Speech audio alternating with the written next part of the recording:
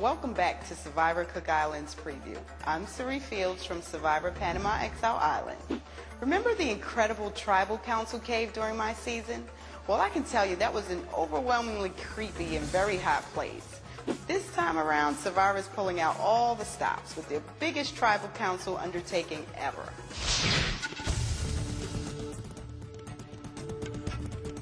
All right, we are just outside of Tribal Council. Behind me is the entrance that the survivors will actually walk down as they're coming into Tribal Council. You're not going to believe how cool this is. Come on. So when we got here, there was absolutely nothing on this piece of land, and the incredible Survivor Art Department constructed a 100-foot-long shipwreck. The masts are 70 feet tall. They weigh about 3 tons each. There are 3 of them. And as you take a look around and see some of the nooks and crannies, this is, without question, the biggest build we've ever done for Tribal with the most detail. And it is stunning to be here. This is 6 weeks, 12 guys, non-stop to build this, not including the design.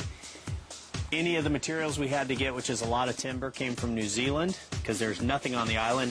This is the area where the survivors sit. You can see all the detail behind me of the shipwreck and the torches. And then we have the voting area. Everything has a nautical theme this season. Got the quill. And you take the quill out. You write the person's name down.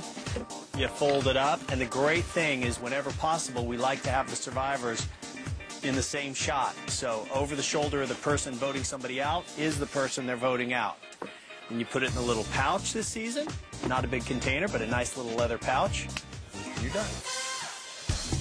And this is the snuffer for the Cook Islands, the dreaded snuffer that means you are out of the game and your shot at $1 million is gone.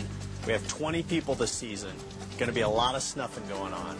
That pretty much wraps up the tour of Tribal Council. Hope you enjoyed it. I can promise you this, it's going to be a season unlike anything we've ever done before.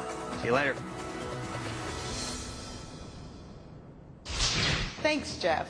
I hope I never have to visit Tribal Council again. Now, as a former contestant, I know how tough this game can be on the players. But one thing you might not know is what the various journalists go through to give you the scoop on the Survivor experience, including the TV Guide channel. A group of journalists goes at the beginning of each season of Survivor.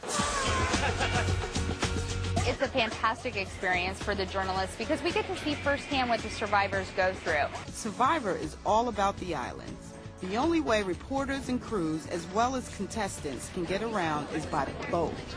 Getting to the Cook Islands involves 3 planes and takes about 12 hours. You start out flying from Los Angeles. You fly to Papeete, Tahiti. It's about 9 hours. Then you have a layover there and take another flight to Rarotonga, which is the biggest island in the Cooks. Then you take a puddle jumper to an island called Aitutaki. From early morning interviews to long shoot days in 100-degree heat, reporters have to deal with nature at its best and its worst. You just have to think, you know what, I'm going to Survivor. I'm not going to be comfortable all the time. Here we go. Up next, it'll be interesting to see if they hold that against me. Find out what Jonathan has to hide and meet his 4 tribe mates when Survivor Cook Islands Preview returns.